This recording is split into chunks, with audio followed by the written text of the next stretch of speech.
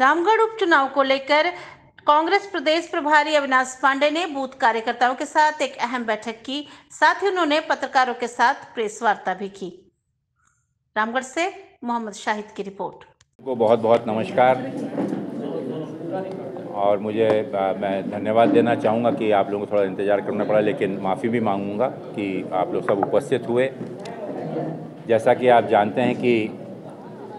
अनपेक्षित रामगढ़ के इस उपचुनाव में जो कि यहाँ की जनता पर लादा गया है, उस चुनाव में कांग्रेस अपने सहयोगी दल जेएमएम, आरजेडी, जेडीयू, वामपंथी दल और हमारे अन्य सभी छोटे घटक और दलों के साथ इस चुनाव में भाग ले रहा है। भाई बजरंग महतो ये हमारे प्रत्याशी हैं पूरे गठबंधन के। मुझे खुशी है कि जिस दिन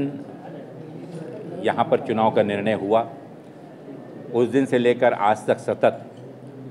प्रदेश कांग्रेस कमेटी, हमारी जिला कांग्रेस कमेटी, हमारे प्रखंड के सभी सम्मानित नेता और प्रदेश के और इस जिले के सभी सम्मानित नेतागणों ने बड़ी गंभीरता के साथ में इस चुनाव को जीतने का निश्चय करते हुए एक नियोजित तरीके से यहाँ पर चुनाव की रूपरेखा तैयार की है। 7 तारीख को आप सब इस चीज़ के गवाह हैं कि नामांकन वाले दिन किस प्रकार से पूरे शहर के अंदर, पूरे ज़िले के और प्रदेश से भी कई लोग इसमें शामिल हुए, जो इस चीज़ को, उनके आक्रोश को, उनके जोश को और साथ ही साथ आत्मविश्वास को कि जो अन्याय ममता देवी जी पर हुआ है, उस अन्याय का जवाब इस चुनाव के माध्यम से लोकतांत्रिक तरीके से वो देंगे। मुझे खेद है इस चीज़ को कहते हुए कि यह चुनाव जिन परिस्थितियों में आया है, जिन परिस्थितियों में ममता देवी जी को अपराधी माना गया है और 5 साल की सज़ा सुनाई गई है, वो ममता देवी जिनका 1 महीने का 2 महीने का बच्चा उस समय उनकी गोदी में था, लेकिन साथ ही साथ जिस आंदोलन को लेकर पिछले 2019 के चुनाव में, जिस आंदोलन के आधार पर पूरे विधानसभा क्षेत्र के रामगढ़ की जनता ने अपने नेत्री के रूप में, एक विधायक के रूप में, अपने जनप्रतिनिधि के रूप में उन्हें चुना था 5 साल के लिए, उन्हें उसके बीच में ही मात्र 3 साल के अंदर ही उनको फिर से चुनाव का सामना करना पड़ रहा है। मैं कहना चाहूँगा कि आज विशेष रूप से यहाँ पर हमारे जो बूथ और प्रखंड के अध्यक्ष थे, मात्र उनकी ही एक औपचारिक समीक्षा बैठक थी, जिसमें इन दिनों में किए गए कार्य और 27 तारीख की इस चुनौती को किस प्रकार से हम सब एकजुट होकर सफलतापूर्वक इसमें विजय हासिल कर सकते हैं, उस रणनीति पर चर्चा हुई।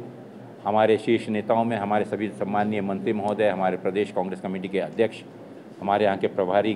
केशव महतो जी और हमारे अन्य कार्यकारी अध्यक्ष भाई अनवर शहजादा जी, हमारे जिला अध्यक्ष, सभी लोग अथक प्रयत्न कर रहे हैं कि किस प्रकार से हम इस चुनाव में विजय हासिल करें। मैं धन्यवाद करना चाहूँगा हमारे सहयोगी दलों का, माननीय मुख्यमंत्री जी का। कल आपने देखा कि किस प्रकार से पूरे जनसैलाब के साथ में माननीय मुख्यमंत्री जी ने एक सफल जनसभा को संबोधित किया और किस प्रकार से कांग्रेस के और गठबंधन के इस हमारे मजबूत इरादों को जाहिर रूप से अपने संभाषण, अपने वक्तव्य में जाहिर किया। जो है ये इंसानियत वाली बात होती है। जब हमारे मैं इसमें उदाहरण इसका कंपैरेटिव नहीं देना चाहूँगा, लेकिन अगर बच्चा घर में अकेला रो रहा है और अगर वो अपने माँ नहीं है और बाप के साथ में अगर वहाँ पे शामिल है और उसको अगर एक पॉजिटिविटी या एक ममत्व से ना देखते हुए अगर आप उसको इमोशनल अगर बात समझें, तो मैं नहीं समझता कि जनता इतनी नाजुक है या तो समझती है कि बच्चे को छोड़कर अगर बच्चा वहाँ पे उपस्थित हो, स्वाभाविक है कि जो हुआ है वो वस्तुस्थिति सामने में है, जिसको समझना चाहिए, देखना चाहिए। वो लोग कह रहे हैं सर, सुप्रीम कोर्ट के आदेश का एक हलफनामा जी, आप लोग मानवाधिकार हाँ रखने के बदले ये चीज़ की चर्चा क्यों नहीं कर रहे हैं कि एक माँ को सलाखों के पीछे किस अपराध के विरोध में, ऐसा कौन सा इतना बड़ा अपराध किया था, और उसी के चलते हुए न्यायालय उसी दौरान, मैं पूरा सम्मान के साथ में कहना चाहूँगा कि एक दूसरे विधायक जो कि बीजेपी के विधायक हैं, उनको भी उसका भी सुनवाई करती है। उन्हें मात्र 18 माह की सज़ा देती है और इन्हें 5 वर्षों की सज़ा 5 वर्ष और 18 महीने, और साथ में उसकी तुलना में अगर अपराध की तुलना करें तो मैं समझता हूँ कि बहुत ही गंभीर और सोचने वाली बात है। साथ ही साथ गंभीर बात इस चीज़ की है कि 5 वर्षों के लिए चुनकर आए हुए जनप्रतिनिधि के ऊपर में, जो कि जन आंदोलन में कार्य करते हुए लोगों के अधिकार के लिए लड़ रही थी, उसके ऊपर में इतनी जल्दबाजी में, और सभी गवाहों को, जो गवाह उससे पहले सब ठीक थे, और ये इस कारण को आप जाने कि आपके खोजबीन, आपकी तो इतनी बड़ी मीडिया है, खोजबीन करके ये भी तो जानिए कि वो गवाह क्यों, किन परिस्थितियों में और किस आधार पर पलटे।